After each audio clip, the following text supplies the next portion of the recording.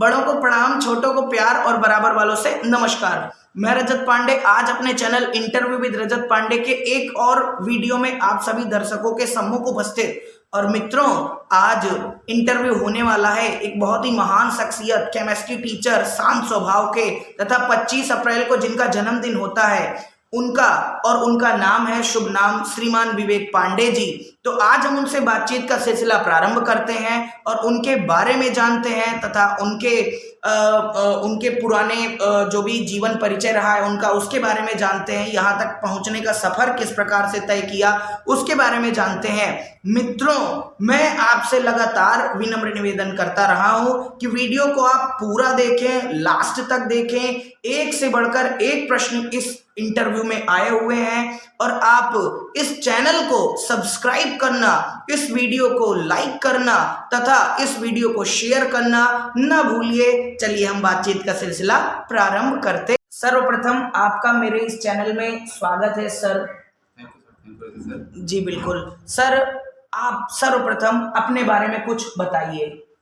सबसे पहले तो मैं आपको धन्यवाद दूंगा जी कि आपने इस तरह का एक कार्यक्रम की एक श्रृंखला स्टार्ट की है और क्षेत्र के सबसे पहले टीचर्स को ये मौका दिया कि वो आकर के कैमरे के सामने आपके चैनल के माध्यम से अपने बारे में कुछ बता सके लोगों को, अपनी पर्सनल चीजें, अपनी पर्सनल लाइफ के बारे में जी। और तो इसके लिए सबसे पहले मैं आपको धन्यवाद दूंगा। और ये हम लोगों का सौभाग्य है कि आपके माध्यम से, आपके चैनल के माध्यम से हम क्षेत्र में और लोगों के सामने आ रहे हैं। जी बिल्कुल, आपको बहुत बहुत धन्यवाद। जी बिल्कुल, बहुत बहुत धन्यवाद आपको भी। मैं विवेक पांडे जी, और निवास लक्ष्मीगंज और मूल निवास रामड़ू का नदौरा। और सबसे पहले तो मैं अपने बारे में बताऊं, मैं पिताजी मेरे जी कर्नल चंद पांडे, वो बीएसएनएल में सेंट्रल गवर्नमेंट एम्प्लॉय थे और टेलीकॉम डिपार्टमेंट में थे। तो अभी 2020 में उन्होंने बीआरएस लिया है डिपार्टमेंट से। जी बिल्कुल। और दादाजी यानी हमारे बाबा जी जो है वो शक्ति प्रसाद पांडे, वो टीचर थे, बेसिक टीचर थे जी। और उन्होंने ज्यादातर अपने टीचिंग लाइफ का बाबूगंज में ही दिया है। बाबूगंज में ही दिया है, तो यही से थे। और माता जी? माता जी हमारी गृहिणी है जी। जी बिल्कुल बिल्कुल बिल्कुल। और इसके अलावा सर, आप की शैक्षणिक योग्यता क्या है? जी, शैक्षणिक योग्यता मैंने बेसिक अपना लक्ष्मीगंज बेसिक स्कूल से कंप्लीट किया है, गवर्नमेंट स्कूल से।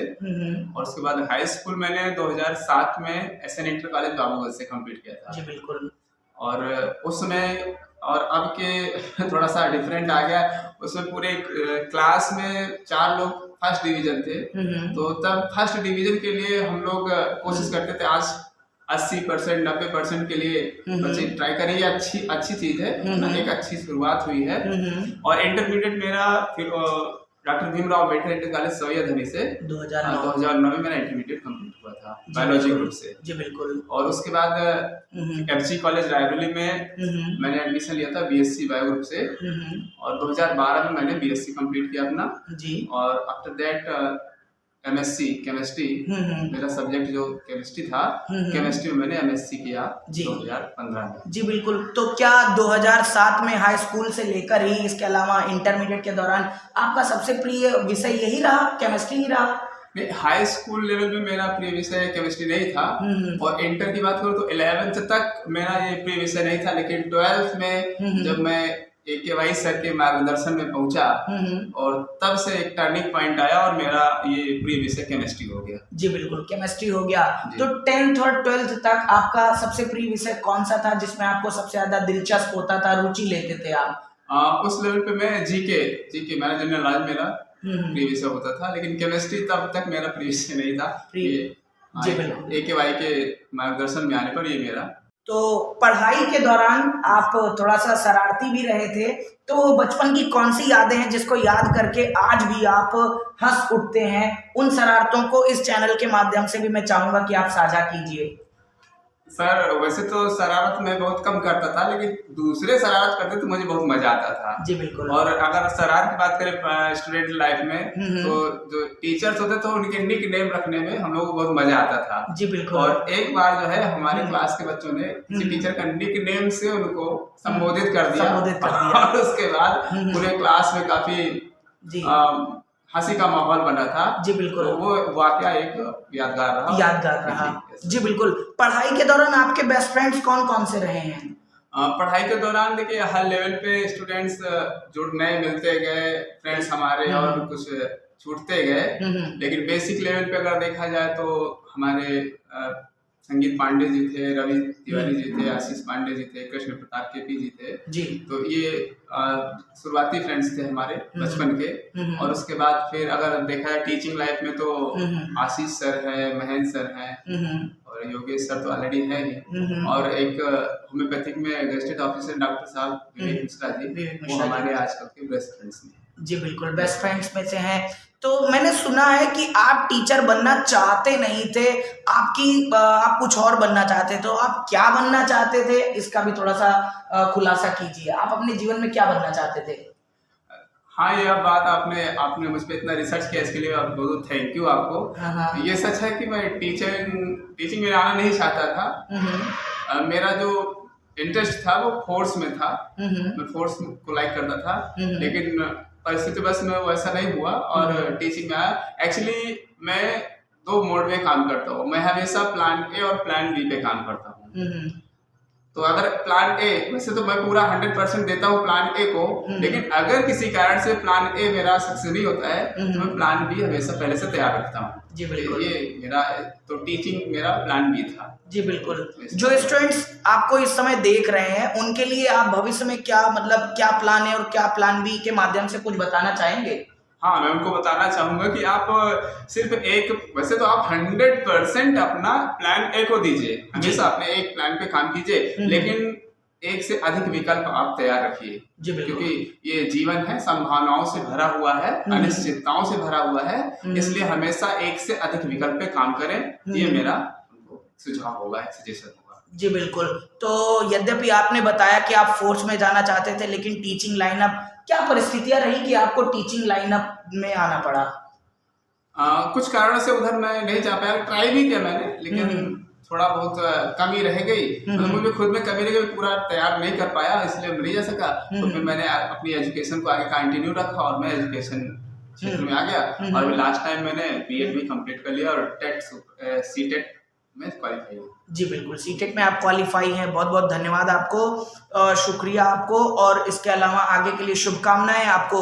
तो प्रश्नों का सिलसिला हम लोग जारी रखते हुए एक और सवाल है सर मेरा, टीचिंग में आपने कदम कब रखा, कौन सा वर्ष था?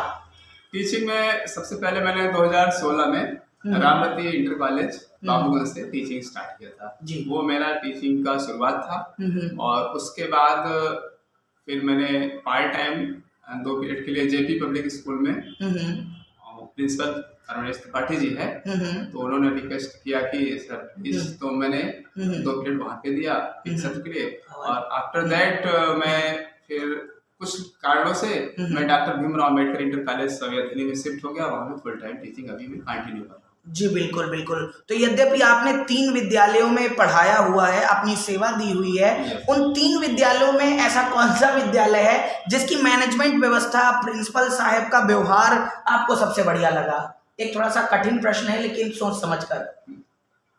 हाँ, आपने जैसा कहा कि कठिन प्रश्न है, क्योंकि मैंने 3 विद्यालयों में सेवाएं दी है, तो तीनों मतलब एक से बढ़ के एक मैनेजमेंट जो वहाँ का है वो किसको कम कहा जाए, ये ऐसा बहुत ही कठिन प्रश्न है। तो लगभग सब एक से बढ़ के एक है और सबका जो बिहेवियर है, नेचर है और मैनेजमेंट एबिलिटी बहुत अच्छी है। जी बिल्कुल। मैं चाहूँगा रामरती जो मैनेजर हैं राम सजीवन जी, तो मैं उनको प्लस में रखूंगा। प्लस में रखूंगा। उनकी मैनेजमेंट एबिलिटी बहुत जबरदस्त है। जी बिल्कुल। बहुत अच्छा लगा, मैंने वहीं से शुरुआत की थी। जी बिल्कुल। मैं आज भी उनके मैनेजमेंट को मैंने उनसे बहुत कुछ सीखा है। मैंने उनकी मैनेजमेंट पावर जो इतना ज्यादा अच्छा है, उसमें बहुत कुछ सीखा है। बिल्कुल बिल्कुल सर। तो क्या वजह रही, आपको रामरती विद्यालय बहुत पसंद है, इसके बाद भी क्या वजह रही कि आपने रामरती विद्यालय का परित्याग करके आपने किसी अन्य विद्यालय को चुना? एक कहावत सुनो कि मनुष्य परिस्थितियों का दास होता है जी। तो कुछ परिस्थितियां, कंडीशन ऐसी बनी कि शायद एडजस्ट नहीं कर पाए, हम दोनों लोग नहीं कर पाए एक दूसरे को एडजस्ट, और हम दूसरी जगह एडजस्ट होना पड़ा। जी बिल्कुल, कुछ परिस्थितियाँ ये कुछ परिस्थितियां थी। जी। तो जब आप टीचिंग कर रहे थे उस दौरान आपके सबसे ज्यादा प्रिय अध्यापक मित्र कौन कौन रहे हैं? जब मैं टीचिंग कर रहा था जी, प्रिय अध्यापक मित्र। तो आशीष पाल सर हैं, जी। तो मेरे मित्र में, और आरपी सर हैं, हम्म। और ये मेरे प्रिय सवैया अध्यापक धनी। मित्रों में। और सवैया धनी में महेंद्र सर हैं, हम्म। और सुरेश गुप्ता जी हैं। जी ये बिल्कुल। मेरे प्रिय अध्यापक मित्रों में से। जी बिल्कुल। क्या आपकी पूरी जिंदगी में कोई ऐसा भी मित्र है जिससे आप अपना सुख दुख शेयर करते हैं? हाँ हैं, हम्म। ऐसा मित्र है मेरे पास। हाँ, जैसे होम्योपैथी में एक गेजेट ऑफिसर डॉक्टर जी हैं, विवेक मिश्रा, वो मेरे क्लोजेस्ट फ्रेंड्स में हैं। जी बिल्कुल। जी, पढ़ाई के दौरान ऐसा कौन सा विषय था जो आपको सबसे डरावना लगा? मैथ। मैथ। मैथ मुझे थोड़ा सा डरावना लगा। जी बिल्कुल। हाँ, मैथ से थोड़ा सा डर लगता था मुझे। हालांकि मैंने बाद में थोड़ा सा कंप्लीट किया उसको, लेकिन फिर भी जो डर था वो डर थोड़ा ही सही लेकिन था। जी। तो आपका सबसे प्रिय खेल कौन सा है? मेरा सबसे प्रिय खेल वॉलीबॉल है। वॉलीबॉल मुझे बहुत इंटरेस्ट है उसमें। हाँ जी। ये आजकल आप नंदौरा के निवासी हैं, नंदौरा में कासे क्रिकेट पढ़ाया जाता है, आप कासे क्रिकेट को छोड़कर आप वॉलीबॉल, ऐसा क्यों? हाँ, ये बात सही है कि हम एक ऐसे गांव से, ऐसे क्षेत्र से हैं जहाँ पे कासे क्रिकेट ही होता है। ठीक है, शुरुआत से ही क्रिकेट वहाँ पर बहुत ज्यादा प्रचलित खेल है। लेकिन चूंकि हम स्टार्टिंग में मतलब एजुकेशन को मैंने ज्यादा टाइम दिया, तो स्पोर्ट्स को टाइम कम देने की वजह से मैं क्रिकेट को कम लाइक कर पाया, उस क्षेत्र में कम गया। जी बिल्कुल।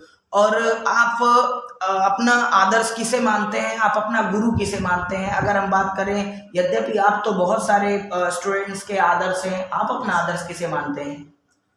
देखिए, मेरे आदर्श जो टीचर्स हैं उसमें AK वाई सर है, और अगर मैं बात करूं JP मिश्रा की, head of department chemistry, FC college Raebareli, तो मेरे वो आदर्श टीचर में हैं। जी बिल्कुल। वर्तमान समय में यूक्रेन और रसिया के बीच में जो स्थिति चल रही है उसमें लगातार उपयोग किया जा रहा है बम का, हथियार का। तो वो केमिस्ट्री की वजह से वातावरण पर क्या प्रभाव पड़ेगा, इसका आप थोड़ा सा वर्णन करें। देखिए, ये जो युद्ध चल रहा है ये किसी के भी लिए फायदेमंद नहीं है। और जहाँ तक मेरी नॉलेज है केमिकल और केमिस्ट्री के बारे में, तो केमिकल युद्ध जो होता है वो सभी के लिए हानिकारक है, और ये एक लॉन्ग टाइम इफेक्ट होता है इसका। देखिए, अगर बारूद से लड़ा गया युद्ध होता है तो उसका एक निश्चित टाइम तक ही इफेक्ट होता है, लेकिन अगर केमिकल वार की बात करें तो ये लॉन्ग टाइम, बहुत ज्यादा दिनों तक इसका इफेक्ट रहता है, और कई पीढ़ियां इसकी जद में आती है, इससे प्रभावित होती है। ये बहुत ज्यादा भयावह है जी। तो ये रुकना चाहिए। जी बिल्कुल। जब आप पढ़ा रहे थे उस दौरान आपके प्रिय स्टूडेंट्स कौन कौन रहे हैं? हाँ, प्रिय स्टूडेंट तो बहुत से, वैसे तो सभी स्टूडेंट प्रिय ही होते हैं, लेकिन फिर भी बहुत से ऐसे स्टूडेंट होते हैं जो कि थोड़ा सा नजदीक, बहुत क्लोज हो जाते हैं। तो ऐसे कई स्टूडेंट रहे हैं हमारे, जिनमें से कुछ नाम, जिनमें से जैसे भीम मौर्य हैं, आकाश हैं, अनुज हैं, अनुज मिश्रा, ये कुछ और भी बहुत से हैं। ये कुछ ऐसे स्टूडेंट हैं जो कि क्लोज रहे हैं। जी बिल्कुल। हम उस जगह से बिलोंग करते हैं जहाँ का युवावस्था में आने से पहले ही धूम्रपान का शिकार हो जाता है, लेकिन इसके बावजूद भी आप बचे रहे, अपने आप को सादगी, सौम्यता में प्रस्तुत किए रखा। इसके पीछे की क्या वजह रही और किस प्रकार अपने आप को आपने हैंडल किया? हाँ, ये भी आपका एक महत्वपूर्ण प्रश्न है कि आज की जो जनरेशन है वो काफी स्मोकिंग, ड्रिंकिंग की तरफ ये एक उत्सुकता होती है, और उस तरफ ज्यादा उत्सुक होते हैं, और आज की जनरेशन उस तरफ जा रही है। तो लेकिन ऐसा नहीं होना चाहिए, ये सब गंदी चीजें होती हैं, इससे हमारा जीवन प्रभावित होता है। हमारा सबसे पहले तो स्वास्थ्य, और हेल्थ इज वेल्थ, स्वास्थ्य ही संपत्ति है। जब तक हमारा स्वास्थ्य अच्छा, तभी तक हम अच्छे से रह सकते हैं। अगर स्वास्थ्य हमारा गड़बड़ हो गया, हमारे पास कितनी भी संपत्ति हो वो हमारे काम की नहीं है। जो स्टूडेंट्स केमिस्ट्री में कमजोर हैं, उनके लिए आपकी क्या सलाह है? आप उनको किस प्रकार से हैंडल करते हैं, मैनेज करते हैं? हाँ, जो कमजोर होते हैं तो उनके लिए जो सबसे पहले तो बेसिक चीजें होती हैं, तो बेसिक से उनको स्टार्ट करना चाहिए जी। एडवांस लेवल पे नहीं ले जाना चाहिए उनको स्टार्टिंग में। तो सबसे पहले बेसिक से उनको स्टार्ट करना चाहिए, तो धीरे धीरे करके वो एडवांस लेवल पे आ जाते हैं। एडवांस लेवल पे आ जाते हैं। और आप किस प्रकार से हैंडल करते हैं उनको? देखिए, बुद्धिमान जो पढ़ने में अच्छे होते हैं विद्यार्थी वो भी, थोड़ा सा कमजोर हैं वो भी, तो इसमें आप तालमेल थोड़ा सा गड़बड़ हो जाते हैं, तो आप किस प्रकार से हैंडल करते हैं उनको? किस प्रकार से आप समझाते हैं? क्या आप डंडे का प्रयोग करते हैं या प्यार से? देखिए, आजकल ये तो समावेशी शिक्षा चल रही है, तो समावेशी शिक्षा का मतलब कि हर स्तर का स्टूडेंट एक ही क्लास में हो, तो सीखने में ज्यादा मदद मिलती है, क्योंकि बच्चे बच्चों से ज्यादा सीखते हैं। तो समावेशी क्लास में एक दूसरे से सीखने के लिए कंपटीशन होता है, तो वो ज्यादा अच्छा होता है। और जैसा आपने पूछा कि आप डंडे से, तो ज्यादातर कोशिश रहती है कि मैं डंडा नहीं चलाता हूँ, लेकिन फिर भी जरूरत पड़ती है तो मैं चलाने से परहेज भी नहीं करता। परहेज भी नहीं करते हैं, जी बिल्कुल। तो ऐसी क्या वजह है, ऐसी कौन सी आपकी आदत है, ऐसा कौन सा स्वभाव है आपका जो बच्चे आपको बहुत ज्यादा लाइक करते हैं? वो उसके पीछे की क्या वजह है? मतलब क्या मतलब कोई जड़ी बूटी? ऐसा तो इसके लिए आपको धन्यवाद कहूंगा, लेकिन अगर पसंद करते हैं तो हो सकता है उसके पीछे बिहेवियर हो, क्योंकि मैं स्टूडेंट के बीच में हमेशा उनसे कनेक्ट रहता हूँ और कनेक्ट करने की कोशिश करता हूँ। देखिए, टीचर और स्टूडेंट के बीच में कनेक्ट होना चाहिए, गैप नहीं होना चाहिए। और अगर डर हो बीच में, भय हो नहीं, डर और भय नहीं होना चाहिए। हाँ, डिसिप्लिन होना चाहिए, अनुशासन होना चाहिए, अनुशासन होना चाहिए, भय नहीं होना चाहिए। जी बिल्कुल। जब आपने 2007 में हाई स्कूल पास किया था, तब से और अब तक में शिक्षा के स्तर में कितना ज्यादा बदलाव आया है? और इसके अलावा गुरु और शिष्य के संबंध में कितना ज्यादा बदलाव आया है, उसका आप अपनी निगाहों में थोड़ा सा व्याख्या कीजिए। हाँ, 2007 के बाद से अब का जब एजुकेशन लेवल देखें तो पहले लोगों मतलब क्वालिटी थोड़ा सा बढ़ी है। ठीक है, क्वालिटी पहले से अब टीचिंग क्वालिटी बढ़ी है, लोग टाइम भी ज्यादा शिक्षा में देते हैं। और आजकल तो संसाधन रिसोर्सेज बढ़ गए हैं, मोबाइल इंटरनेट पहले की अपेक्षा बहुत ज्यादा हो गया है। तो शिक्षा का स्तर पहले की अपेक्षा शिक्षा का असर देखें तो बढ़ा है, शिक्षा का असर बढ़ा हुआ है। जी बिल्कुल। ऐसा आप अपने बच्चे से क्या उम्मीद करते हैं? यद्यपि हर पिता अपने बच्चे से कुछ अच्छी उम्मीद करता है, आप उसको क्या बनाना चाहते हैं? देखिए, हमें एक बात ये ध्यान रखनी चाहिए कि हमें अपनी आकांक्षाओं का बोझ नहीं डालना चाहिए। तो बच्चे को नेचुरल तरीके से ग्रोथ करना चाहिए और उसको जो इंटरेस्ट हो उसको उस क्षेत्र में अपना डेवलप करना चाहिए। तो हमें अपनी जो एम्बिशंस हैं, हमारी जो महत्वाकांक्षाएं हैं, तो उसको थोपना नहीं चाहिए बच्चों पे। जी बिल्कुल। तो मैं चाहूंगा कि वो पढ़े, नेचुरल तरीके से पढ़े और जो इंटरेस्टेड एरिया हो उसमें ग्रोथ करे। जी बिल्कुल। क्या आप मूवीज और सॉन्ग्स में भी मतलब देखना पसंद करते हैं? हाँ, फैमिली मूवीज होती है, मैं इंटरेस्ट हूँ उसमें। जी बिल्कुल, इंटरेस्ट रहता है। और सॉन्ग भी कभी कभी मैं पसंद करता हूँ। जी बिल्कुल। पुराने या सदाबहार? क्या? हाँ, सदाबहार। सदाबहार गीत। Yes sir. जो स्टूडेंट्स, माता पिता, आपके मित्र, आपके साथी, आपके गांव वाले, आपके रिश्तेदार जो भी आपको देख रहे हैं, उनके लिए चलते चलते आप क्या संदेश देना चाहेंगे?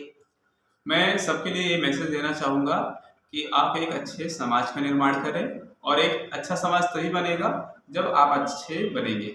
तो सबसे पहले हम खुद को बदलें और खुद को एक समाज के अनुसार लाए। और आजकल जैसे चल रहा है लोग, और जो युवा पीढ़ी है स्मोकिंग की तरफ, ड्रिंकिंग की तरफ बढ़ रहे हैं, तो उससे बचना चाहिए और एक अच्छे समाज का निर्माण करें।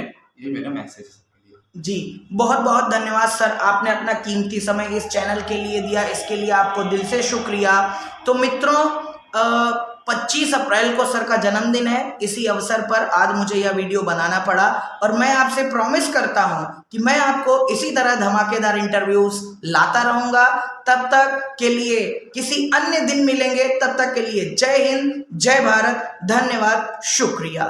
Thank you Rajesh sir. जी बिल्कुल।